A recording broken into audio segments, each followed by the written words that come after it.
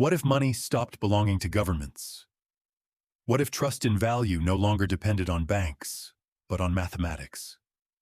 Today, on Let's Talk About Money, we explore how the history of money repeats itself in new forms. And this time, the revolution began quietly, with a 9-page document that would change the global economy forever. From the beginning, money has been a story of trust. In primitive villages, exchanges were simple: grain for tools, animals for cloth. But bartering was inefficient. So came the first coins, metal pieces that represented value. For centuries, their weight in gold or silver guaranteed wealth, until states discovered something more powerful than metal: the promise. Paper money was born as certificates redeemable for gold held in vaults. But over time, governments realized they could print more paper than gold they owned. Thus began the age of fiat money, sustained by confidence and decree. The promise worked, until history exposed its limits.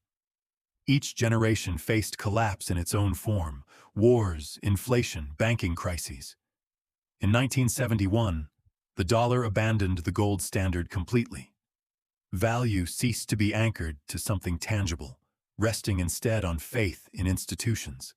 The 20th century became an era of expansion, credit, and debt. Central banks emerged as the invisible architects of growth, capable of creating money with a digital command. But every boom carried its shadow.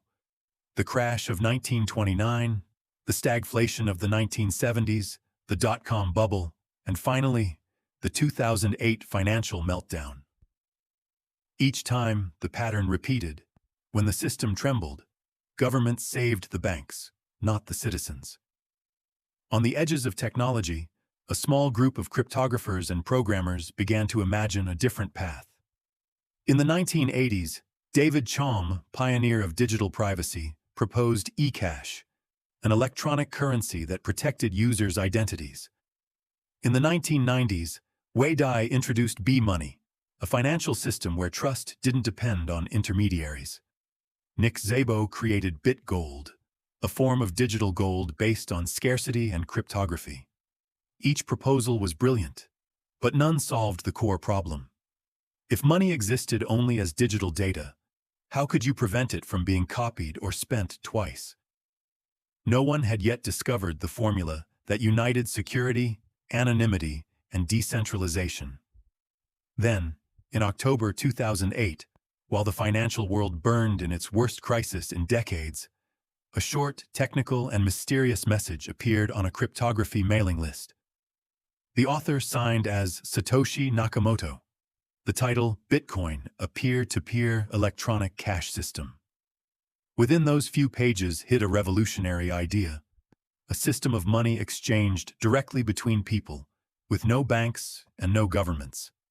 It relied on a decentralized network where every participant verified transactions, and the rules were written in code, not in laws that could be changed by power.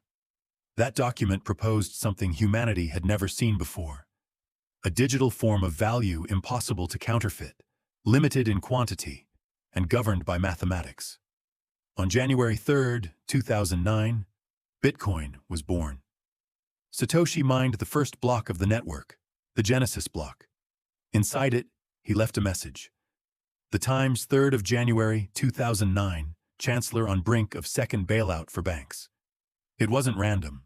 It was a statement of purpose, a criticism of a system that printed money to rescue banks while millions lost their homes. That day marked the birth of a new kind of money. A silent experiment few understood at first. A currency without a country, without a central bank, and without permission. Its goal wasn't to replace the dollar overnight. It was to prove that trust could exist without authority. Bitcoin wasn't just a technological innovation. It was a historical response. Once again, humanity reacted to institutional distrust by inventing a new form of value. From metal to paper, and now to bits, the story of money has always been the story of who we choose to trust.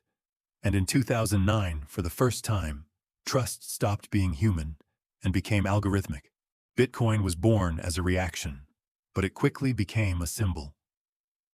a quiet movement that challenged centuries of centralized financial power. From its creation, it carried a dangerous idea for the traditional system: that money could exist without banks, without governments, and without borders. Its design was simple, yet profoundly disruptive. Every transaction was recorded in a shared database maintained by thousands of computers, the blockchain. No single entity controlled it. No authority could alter it. Each new block depended on the previous one, forming a chain impossible to change without rewriting all of history. This solved the problem that had defeated every digital currency before: double spending. The network itself verified every transaction. Trust didn't rely on a person, it emerged from consensus. For the first time, decentralization wasn't a theory, it was reality. Bitcoin also introduced programmed scarcity. There would only ever be 21 million coins. No infinite printing, no bailouts, no forced inflation. That single rule recalled the old gold standards, when value depended on what couldn't be created at will. Bitcoin became the new digital gold, a refuge against the endless expansion of fiat money. But every revolution meets resistance. In its early years, Bitcoin lived in online forums used by digital freedom advocates and by those seeking escape from government control. In 2010, one transaction entered history. Laszlo Hanyecz paid 10,000 bitcoins for 2 pizzas, the first recorded commercial exchange. No one imagined those 10,000 bitcoins would one day be worth millions of dollars. As years passed, its value soared from cents to hundreds, then thousands. Some called it a bubble, others a revolution. Media began asking, "Who is Satoshi Nakamoto?" No one knew. His identity remains one of the great mysteries of the digital age. Meanwhile, the code kept running, precisely, silently, incorruptibly. Every 4 years, the mining reward was cut in half, the halving. This event mimicked the natural scarcity of precious metals. The harder it was to find, the more valuable it became. When traditional institutions finally paid attention, the debate began. Investors, banks, and even governments started to argue about its place in the modern economy. To some, it was a threat. To others, an opportunity. In 2013, Bitcoin passed $1,000 for the first time, only to face its greatest trial: the collapse of Mt. Gox, the exchange that handled over 70% of global Bitcoin trades. A cyber attack erased fortunes overnight, and yet, Bitcoin survived. Because trust didn't rest on a company, it lived in the network itself.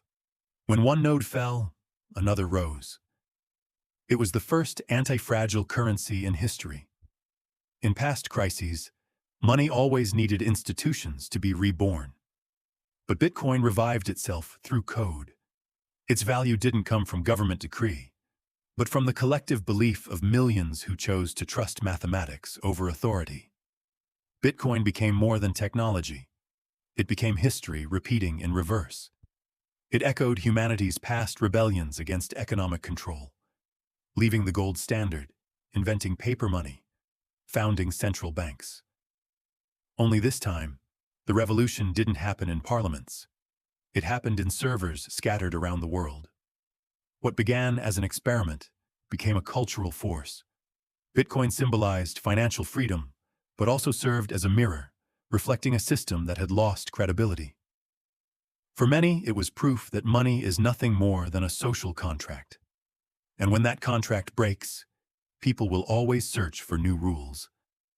In the next chapter, we'll see how this idea transformed into a global phenomenon, facing regulation, imitation, and the question that defines our age. Can decentralized money coexist with the system it was built to challenge? If you want to understand how Bitcoin evolved from digital rebellion to part of the very system it sought to replace, subscribe to Let's Talk About Money and join us for the final part of this story.